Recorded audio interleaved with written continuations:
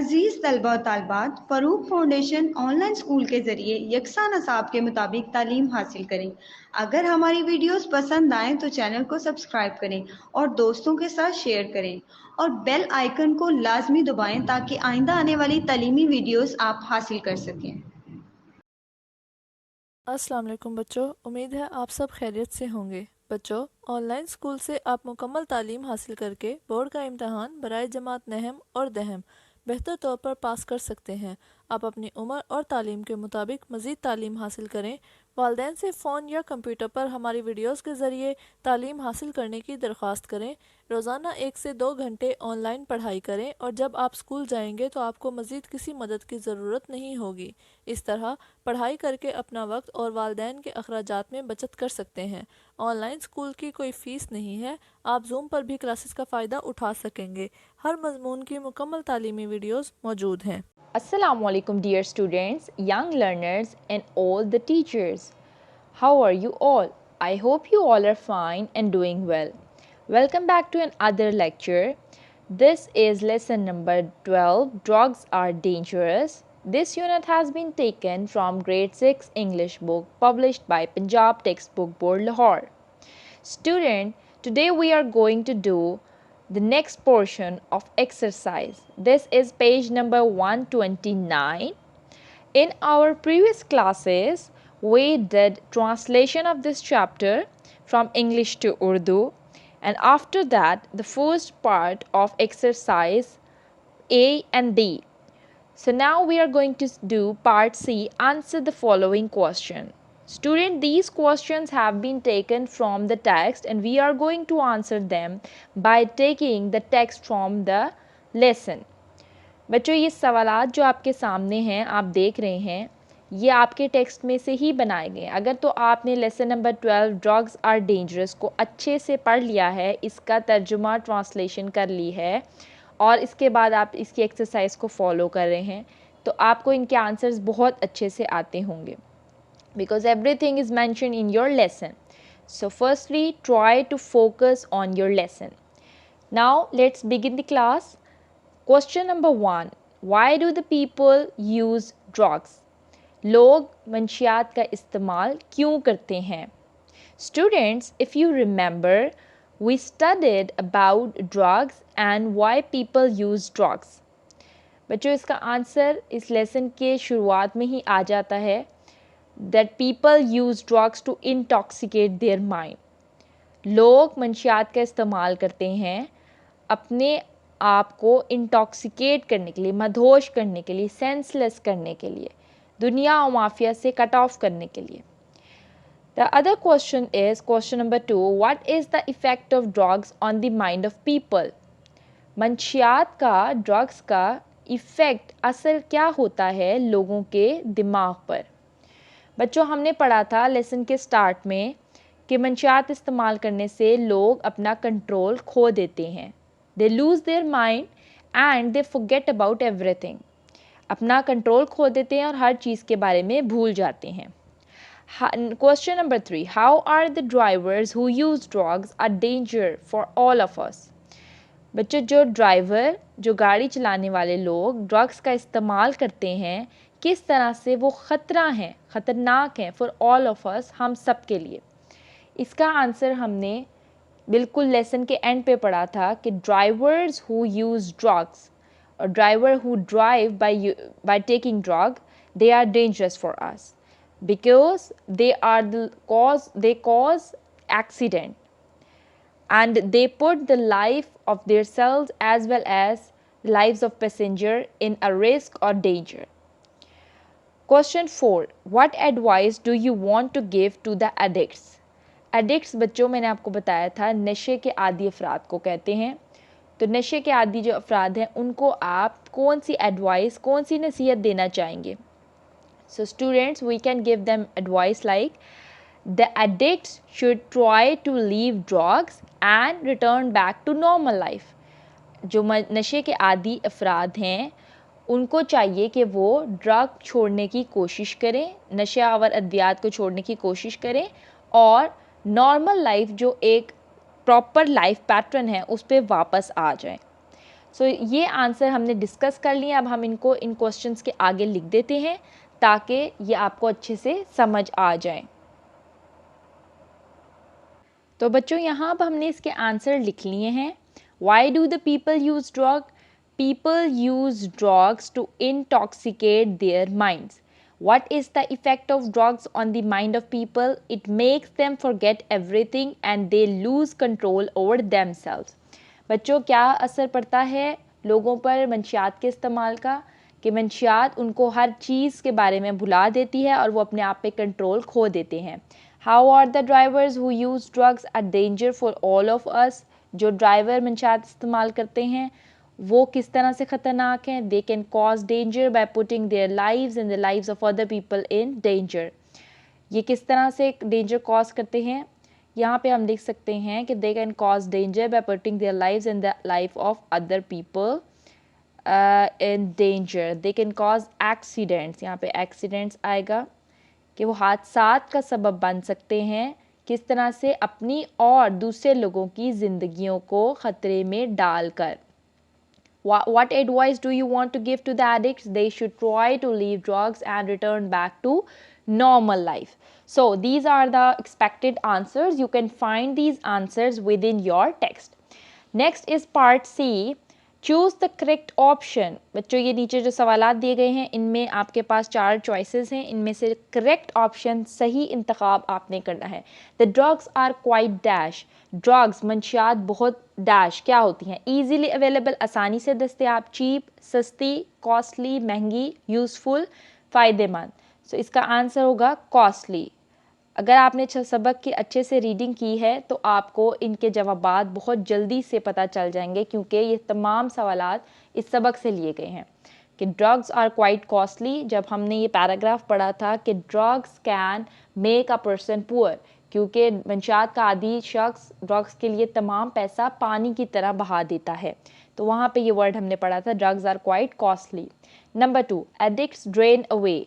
मंशियात के आदी अफराद बहा देते हैं पानी की तरह क्या चीज़? Water, enjoyment, money, nothing. Money पैसा पानी की तरह बहा देते हैं। Drugs change the way the brain dash. Drugs मंशियात बदल देती हैं दिमाग के काम करने का तरीका। वर्क्स जिस तरह से दिमाग काम करता है, कवर्स दिमाग के जो खौल हैं उनको, अंडरस्टैंड दिमाग की समझ, और मेंटेन्स या दिमाग को मेंटेन करके रखते हैं यानी उसको हेल्दी वे में रखते हैं। ड्रग इसका आंसर क्या हो सकता है? So drug change the way the brain understand और द ब्रेन वर्क। इसमें से ये दोनों ऑप्शन काफ़ी सिमिलर हैं, लेकिन इसमें से जो बेस्ट ऑप्शन है अकॉर्डिंग टू द टेक्स्ट हमने वो वाला ऑप्शन यहाँ पे चूज़ करना है। तो जैसे कि हमने पढ़ा है कि ड्रग्स इंसान के दिमाग के काम करने के तरीके को बदल देते हैं क्योंकि इंसान अपने ऊपर कंट्रोल नहीं रख पाता और सब कुछ भूल जाता है, इसलिए इसका आंसर हम यहाँ पे लिखेंगे वर्क्स, जिस तरह से दिमाग काम करता है। और इनके आंसर्स भी हम इन ब्लैंक में फिल कर लेते हैं साथ साथ ताकि आपको अच्छे से समझ आ जाए।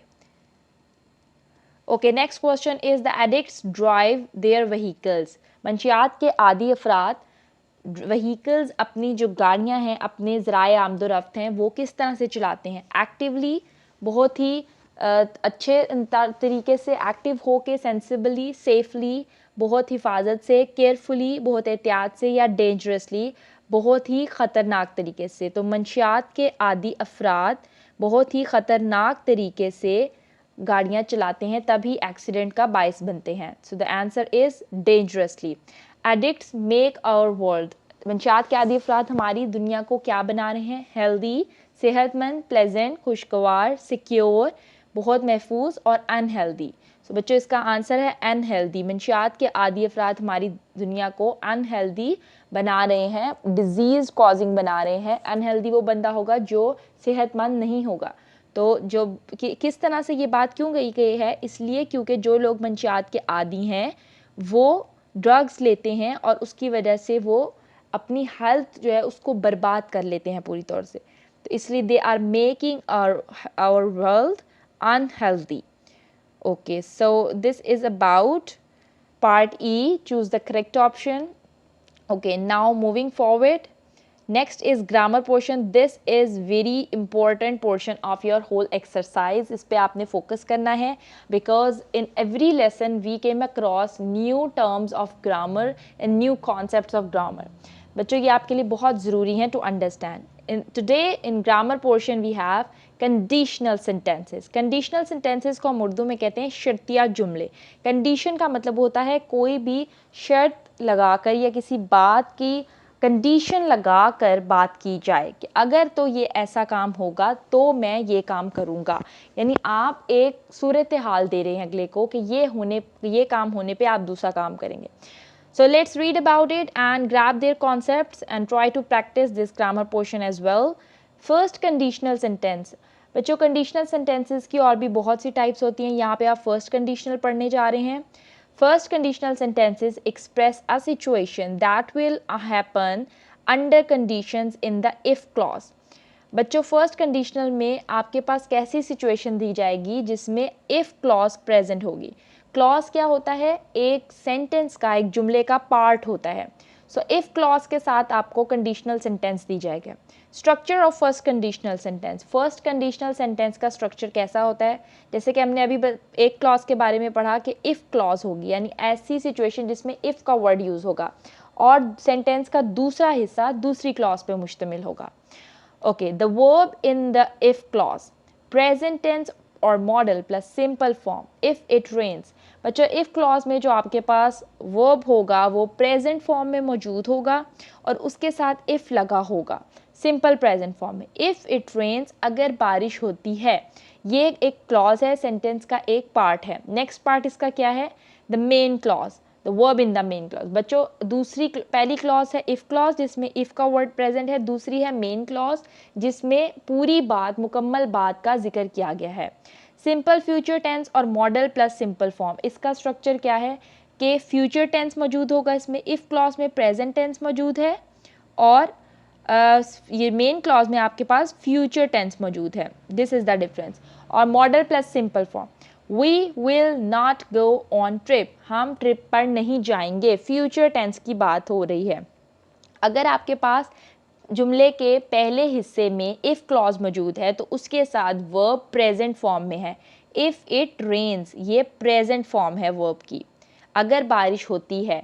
इसके बाद जो अगली कंडीशन लगी है, इस कंडीशन के बाद जो अगली बात है वो ये है कि आप ट्रिप पर नहीं जाएंगे. We will not go on trip. हम ट्रिप पर नहीं जाएंगे. तो ये कंडीशन कि अगर बारिश हो गई तो हो, ट्रिप पे नहीं जाया जाएगा. अगर बारिश नहीं हुई तो ट्रिप पे ज़रूर जाएंगे. So this is called as conditional sentence जिसमें आप एक कंडीशन दे दें जिसकी वजह से दूसरी सिचुएशन बदल जाए. सो इफ़ इट रेन्स, अगर बारिश होती है, we will not go on trip, हम ट्रिप पर नहीं जाएंगे. कंडीशन पे डिपेंड कर रहा है अगला जुमला. एक कंडीशन बताने से हम आने वाले फ्यूचर की बात को एक्सप्लेन कर रहे हैं. So part A, read the two sentences given below and notice the difference. दो सेंटेंस हैं, इनको पढ़ लेते हैं और इनके दरमियान जो फ़र्क है उसको फाइंड करते हैं. If you go to मरी, अगर तुम मरी जाओगे. अब आप देख लें if clause में go प्रेजेंट फॉर्म यूज़ हुई है, फ्यूचर नहीं यूज़ हुआ और ना ही पास्ट यूज़ हुआ है. You will have a wonderful time, यहाँ पे यूज़ हो रहा है will have, future form use हो रही है. तो ये बता रही है कि अगर तुम मरी जाओगे, अगर तुम मरी जाते हो, ये इफ़ क्लॉज है जिसमें कंडीशन बताई गई है. अगर तुम मरी जाते हो तो तुम वहाँ क्या फील करोगे? एक वंडरफुल टाइम एंजॉय करोगे, एक बेहतरीन वक्त गुजारोगे. इफ़ कंडीशन लगा के बताया गया है कि अगर एक इंसान मरी जाता है तो वहाँ पे वो क्या फील करेगा? वो एक वंडरफुल टाइम स्पेंड करेगा और अच्छा फील करेगा. You will have a wonderful time if you go to Murree. अगर तुम मरी जाओगे तो तुम एक अच्छा टाइम गुजारोगे. ये जुमला भी बिल्कुल वैसा ही है लेकिन इसमें इन्वर्ट कर दिया है, रिवर्स कर दिया है. Remember you can reverse two clauses.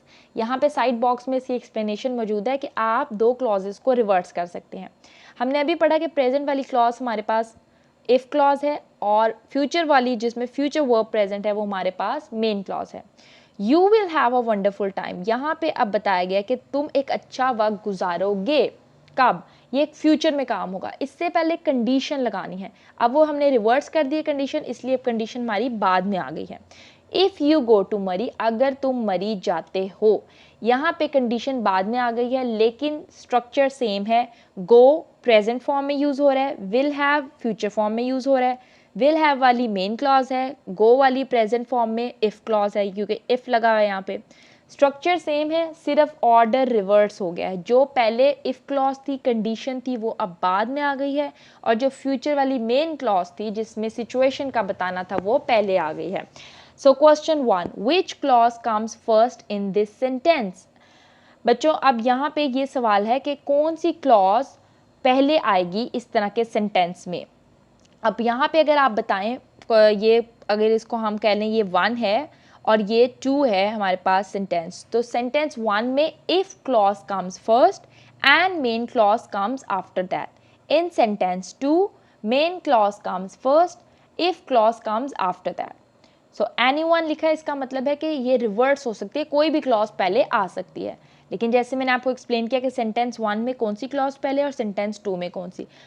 मगर एक बात जो आपने याद रखनी है बच्चों कि ये both of these clauses are same, ये सेम है, इनका स्ट्रक्चर सेम है। These are called as first conditional sentence.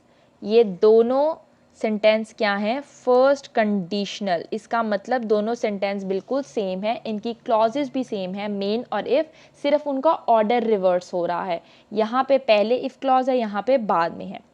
Can you switch these clauses, क्या आप इन क्लॉजेज को स्विच कर सकते हैं। स्विच का मतलब होता है बच्चों तब्दील करना, यानी पहले वाली बाद में ले आए, बाद वाली पहले में। So the answer is yes. अभी आपने पढ़ा कि रिवर्स हो सकती हैं, this is correct. Is there any difference in meaning, क्या इससे इनके मतलब में कोई फ़र्क आता है। नो बिल्कुल नहीं, क्योंकि मैंने आपको अभी इसका तर्जुमा भी करके दिखाया है कि देखें, if you go to Murree, अगर तुम मरी जाते हो, you will have a wonderful time, तो तुम एक अच्छा वक्त गुजारोगे। You will have a wonderful time, तुम एक अच्छा वक्त गुजारोगे या तुम्हें एक अच्छा वक्त मिलेगा, वही बात। If you go to Murree, अगर तुम मरी जाते हो। सो मतलब दोनों बातों का सेम है, सिर्फ ऑर्डर रिवर्स हुआ है, बात करने का अंदाज सिर्फ मुख्तलिफ है आगे और पीछे। मीनिंग में कोई फ़र्क नहीं आया, दोनों जुमलों का मतलब एक ही है। What's different about punctuation, what happens to the comma. यहाँ पे थोड़ा सा डिफरेंस आया है जिस बात का, उसको हम देख लेते हैं। जब आप पहला सेंटेंस स्ट्रक्चर जिसमें इफ़ क्लॉज पहले है और मेन क्लॉज बाद में, इसमें इफ़ क्लॉज के बाद कॉमा डालना है, ये आप देख लें यहाँ पे, उसके बाद मेन क्लॉज लगानी है। दूसरे सेंटेंस स्ट्रक्चर में कॉमा नहीं लगाना क्योंकि इफ़ क्लॉज पहले नहीं है। अगर तो आपने फर्स्ट कंडीशनल सेंटेंस को इस तरीके से लिखना है कि मेन क्लॉज पहले लिखनी है और इफ़ क्लॉज बाद में, तो कॉमा नहीं लगेगा। और अगर आपने फर्स्ट कंडीशनल सेंटेंस को इस तरीके से लिखना है कि इफ़ क्लॉज पहले और मेन क्लॉज बाद में, तो इफ़ क्लॉज के बाद कॉमा लगेगा। ये चीज़ यहाँ पे डिफरेंट है। व्हाट्स डिफरेंट अबाउट पंक्चुएशन, इसको हम कहते हैं पंक्चुएशन। सही जगह पे comma, question mark, exclamation marks लगाने को हम पंक्चुएशन मार्क कहते हैं, जिससे बात की तरतीब समझ में आती है। When the main clause come first, जब main clause पहले आती है, there is no need to put a comma। बच्चों this is second sentence, इस order में आप देखें। When the main clause comes first, यहाँ पे main clause पहले आ गई, if clause नहीं है, ये main clause है। main clause अगर पहले आ गई, there is no need to put a comma, तो comma लगाने की कोई ज़रूरत नहीं है। If you go to मरी, देखें कोई comma यहाँ पे नहीं लगा हुआ, if main clause come first। या दूसरे लफ्ज़ों में अगर मैं ऊपर वाले जुमले को एक्सप्लेन करूँ तो मैं कहूँगी इफ़ यू गो टू मरी, या हम इसको आंसर करेंगे कि when if clause come first then you can put comma here. ये ऊपर वाले जुमले के बारे में मैंने बताया, और नीचे वाले का आंसर ये लिखा है when the main clause come first there is no need to put a comma. I hope that students you have understood all its concept. This is very important, conditional sentences. Try to practice these kind of exercises at home so that you can grab the grammar concepts easily. Now you are gonna have part B, complete the following first conditional. अब बच्चों ये आपके पास again वो multiple choice questions आ गए हैं जिसमें option मौजूद हैं और आपको पिक एंड चूज़ करना है। Now remember, if you do not study hard, if clause है, ये पहली क्लॉज कौन सी लगी है, इफ़, और देखें इसीलिए कॉमा भी मौजूद है। सो हमारे पास वर्ब किस फॉर्म में है, प्रेजेंट की फॉर्म में। अगर पहली क्लॉज इफ़ है तो नेक्स्ट क्लॉज कौन सी होगी, मेन, क्योंकि अभी हमने फर्स्ट कंडीशनल में पढ़ा, और मेन क्लॉज में हमने वर्ब कौन सी फॉर्म में लगाना है, फ्यूचर फॉर्म में, विल के साथ। So you dash the test, will वाला वर्ब कौन सा है, do not pass, will not pass और पास। विल नॉट पास ये हमारे पास फ्यूचर की फॉर्म है, क्योंकि ये हमारा एक रूल था फर्स्ट कंडीशनल के लिए इफ़ वाली क्लॉज में प्रेजेंट और मेन वाली क्लॉज में फ्यूचर लगाना है। इस रूल के मुताबिक हमने इसको फिल कर लिया, you will not pass the test. So इसी तरह जब आपके पास मेन क्लॉज आएगी तो उसमें आपने फ्यूचर और इफ़ आएगी तो उसमें प्रेजेंट लगा देना है।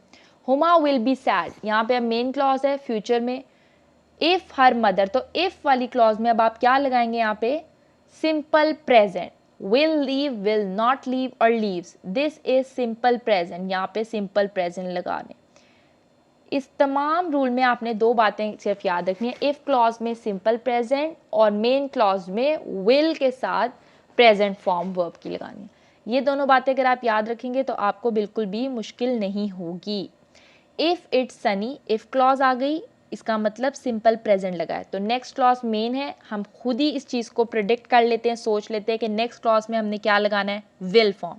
Do not go, will go और simple go, it would be will go, will form लगानी, विल के साथ हमने फर्स्ट फॉर्म लगा दी वर्ब की।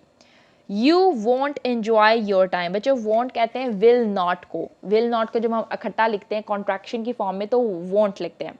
You won't enjoy your time, तुम अपना टाइम, अपना वक्त अच्छे से इंजॉय नहीं करोगे। ये मेन क्लॉज की बात आ रही है क्योंकि विल लगा हुआ है, मैंने अभी आपको बताया वॉन्ट कहते हैं विल नॉट को, तो विल लगा हुआ है इसलिए फ्यूचर बात होगी। अब अगला जो आपका वर्ब है वो प्रेजेंट में आएगा इफ क्लॉज में। If you dash to that party, so if you will go, do not go, will not go, will वाली तो हम नहीं लगाएंगे क्योंकि यहाँ पे मेन क्लॉज में प्रेजेंट है विल, इसलिए हम यहाँ पे लगा रहे हैं do not go, simple present. If you cook the dinner, again this is if clause and the verb is in present form, cook. So in next main clause we will put the verb with will. I dash the dishes, I will wash the dishes. Here we are putting the verb along with will. I will wash the dishes. So I hope that now this conditional sentence would be very much clear to you. So you should all of you practice these exercises at home. ये बहुत ज़रूरी है आपके लिए conditional sentence. Next is pronunciation. Pronunciation part में लफ्ज़ों की अदायगी हम सीखते हैं। Part C, read aloud the following tongue twister. बच्चों इस एक्सरसाइज में जो प्रोनाउंसिएशन के पार्ट हैं वो टंग ट्विस्टर्स हैं। टंग ट्विस्टर्स ऐसे वर्ड्स होते हैं, ऐसे सेंटेंसेस होते हैं जो जिनमें साउंड दोनों अल्फाज की मिलती जुलती होती है और जब हम उनको तेज़ तेज़ बोलते हैं तो हमारी ज़बान लड़खड़ा जाती है। टी इकट्ठा बोलें, बी इकट्ठा बोले तो हमारी ज़बान लड़खड़ा जाएगी। In fact these are some kind of funny games, आप इसको खेल भी सकते हैं अगर आप अपनी क्लास में या घर में अब किसी और के साथ इसको इंजॉय करना चाहें तो आप ये टंग ट्विस्टर्स जो हैं इनको पढ़ सकते हैं और आप किसी को कह सकते हैं कि इनको तेज़ तेज़ अदा कीजिए। तो इनकी प्रोनाउंसिएशन बहुत सिमिलर होती है, जब आप इनको तेज़ी से पढ़ते हैं तो ज़ुबान हमेशा लड़खड़ाती है एंड यू बिकेम फेल, लेकिन जब आप इसकी प्रैक्टिस करते हैं तो आप जल्दी जल्दी इन अल्फाज को अदा करने की कोशिश करते हैं, इससे आपकी प्रोनाउंसिएशन भी तेज़ हो जाती है और आपकी अंडरस्टैंडिंग भी डेवलप होती है। So I hope it would be clear to you. आप इनको इन तमाम सेंटेंसेस को प्रैक्टिस कर सकते हैं घर में। So now I am reading these lines for you. I thought of thinking of thanking you. आप देख रहे हैं TH थ की साउंड जो है कितनी रिपीटेटिव है, कितनी दफ़ा रिपीट हो रही है। आप इनको जल्दी जल्दी पढ़ेंगे तो ये इस तरह से नहीं प्रोनाउंस होगे। I thought of thinking of thanking you. So जब हमने think, thank, thought को इकट्ठा पढ़ना है तो ये आपस में मिंगल हो जाएंगे, मिक्स हो जाएंगी तमाम वर्ड्स। She sells seashells. वो बेचती है। सी शेल्स होते हैं जो समुद्री खौल होते हैं जिनमें मोती मौजूद होता है। ऑन द सी शोर, समंदर के किनारे पर। जब आप ये लफ्ज़ भी इकट्ठे पढ़ेंगे, देखें शी और सेल्स, शीन की और सीन की आवाज़ इकट्ठी है हमारे पास, तो ये पढ़ने से हमारी दोनों साउंड जो है मिंगल हो जाएंगे आपस में। इस तरह की फ़नी एक्टिविटीज़ हो सकती हैं, आप इनको प्रैक्टिस करें तो आपकी प्रोनाउंसिएशन भी बेहतर हो जाएगी। The 33 thieves thought that they thrilled the throne throughout Thursday. Obviously आराम से पढ़ने में तो ये बहुत ही आराम से अदा हो रहे हैं, लेकिन जब आप इनको तेज़ी तेज़ी पढ़ेंगे ये तमाम जो वॉइसेस हैं ये इस तरह से नहीं होंगी बल्कि आपके ऑब्स्ट्रक्ट हो जाएगी ईयर अंदर। A fly and a flea in a flue, were trapped, so what could they do? Let us fly, said the flea. Let us flee, said the fly. So they flew through a flaw in the flue. F sound के साथ E की sounding जो है बार बार change हो रही है. So these are very interesting and funny. Okay, next is Veera has violets, vegetables and vacuum in a van, all starting from V. Little Lucky likes lots of lollipops to lick. Charlie Chipmunk cheerfully chewed on chunks of chocolate chips. So practice these tongue twisters at your home with your friends or any other person and enjoy this activity. Next is part D, write conditional sentences for each of these picture. बच्चों ये दो pictures मौजूद हैं, इनके लिए हमने लिखने हैं conditional sentences. Work hard, succeed, do not care, fall ill, wash hands, healthy, cut hair, give money.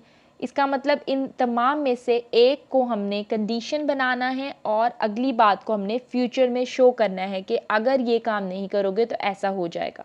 तो अब यहाँ पे हम इनके कंडीशनल सेंटेंसेस बना लेते हैं, एक प्रेजेंट की फॉर्म में और उसके साथ मेन क्लॉज जो होगी उसको फ्यूचर की फॉर्म में.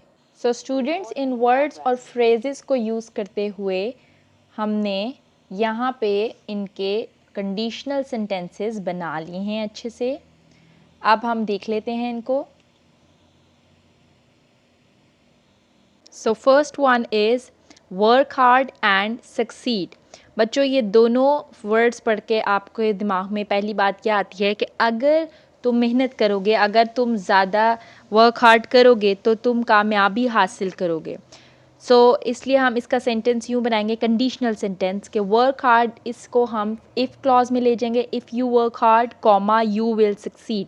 अगर आपने इसमें कॉमा नहीं डालना तो आप इसका ऑर्डर रिवर्स कर सकते हैं. You will succeed main clause को पहले ले जाएं, इफ़ यू वर्क हार्ड इसको बाद में ले आए, फिर इसमें कॉमा नहीं डलेगा लेकिन इसका ऑर्डर रिवर्स होगा, इसका मतलब और इसका स्ट्रक्चर सेम रहेगा. सेकेंड इज़, यहाँ पे आप एक डॉक्टर, नर्स और पेशेंट को देख रहे हैं और हमारे पास फ्रेजेस हैं. Do not take care, fall ill. अगर आप अपनी परवाह नहीं करेंगे तो बीमार पड़ जाएंगे. If you do not take care you will fall ill.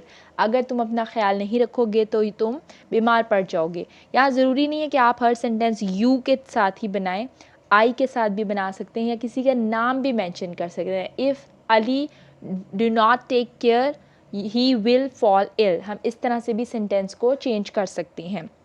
Next is wash hands and healthy. एक बच्चा है जो कि हाथ धो रहा है तो इसका इफ़ क्लॉज हम कैसे बनाएंगे? इफ़ यू वॉश हैंड्स, अगर तुम अपने हाथ धोगे या अगर तुम अपने हाथ धोते हो, you will stay healthy. Next clause को हमने फ्यूचर में लेके जाना, इसलिए तो तुम सेहतमंद रहोगे. अगर तुम अपने हाथ धोते हो तो सेहतमंद रहोगे. Here is a barber and a person. Cut hair give money. If you cut my hair, अगर तुम मेरे बाल काटते हो, I will give you money, मैं तुम्हें पैसे दूंगा. Okay, next picture is rains and go to the market. If it rains, अगर बारिश होती है, I will not go to the market, तो मैं बाज़ार नहीं जाऊंगा. ये फिर कंडीशनल है कि अगर बारिश हुई तो ये काम नहीं करूँगा. बच्चों विल नॉट को अगर आपने कॉन्ट्रैक्शन में लिखना है तो आप कैसे लिखेंगे? वोंट, ये जैसे हमने अभी ऊपर पढ़ा था. Next is if you take milk you will stay healthy. अगर तुम दूध लेते हो तो तुम हेल्दी रहोगे, सेहतमंद रहोगे. इस तरह से आपने वर्ब को प्रेजेंट फॉर्म में लगा के इफ़ क्लॉज बना लेनी है और दूसरी जो कंडीशन के बाद वाली सिचुएशन है उसको विल लगा के फ्यूचर के साथ वर्ब को यूज़ कर लेना है. Okay, now next portion is about writing skills. बच्चों इसमें आपने अपनी राइटिंग स्किल्स को बेहतर बनाना है. Write a paragraph of 50 to 60 words on harmful effects of smoking. First make a mind map to develop the focus of your paragraph. बच्चों 50 से 60 अल्फाज का आपने एक पैराग्राफ लिखना है जिसका टॉपिक क्या है? Harmful effects of smoking. तंबाकू नोशी के मुज़र असरात. मुज़र कहते हैं हार्मफुल, ऐसी चीज़ जो नुकसानदेह हो. नुकसानदेह असरात क्या हैं? तंबाकू नोशी के. बच्चों जैसे कि हमने ड्रग्स के पढ़ा कि ड्रग्स किस कदर हार्मफुल हैं, ड्रग्स आर डेंजरस, ख़तरनाक है इंसानी सेहत के लिए. इसी तरह तंबाकू नोशी भी बहुत हार्मफुल है, बहुत ख़तरनाक है. ये एक क्रिएटिव एक्टिविटी है, इसमें आपने अपनी तख्लीकी सलाहियतों को इस्तेमाल करते हुए अच्छे से एक पैराग्राफ बनाना है जिसमें आप लिख सकते हैं कि smoking is dangerous to health and जो लोग स्मोकिंग करते हैं their lungs became very bad, their lungs become black and इस तरह के आप इसमें फ़िक्रे लिख सकते हैं जिसमें आप बताएं कि उसके मुज़र असरात क्या हैं। आपके लंग्स ख़राब हो सकते हैं, आपको टीबी हो सकता है, या जिसके लिए भी आपने ड्रग्स के तरह, जिस तरह आपने देखा कि ड्रग्स किस तरह ख़तरनाक है, इसी तरह तंबाकू नोशी जिस तरह से आपके लिए हार्मफुल साबित हो सकती है, वो तमाम नुकसानात आपने इसमें मेंशन करने हैं। Okay, now oral communication skills in the form of dialogue. Again 2 person हैं यहाँ पे। Why were you absent last week, ये टीचर हैं। Sir I was ill, student कह रहे हैं मैं बीमार था। इनके दरमियान अब एक डायलॉग चलेगा पूरा, टीचर उनसे सवाल करेंगे और स्टूडेंट आगे से जवाब देंगे।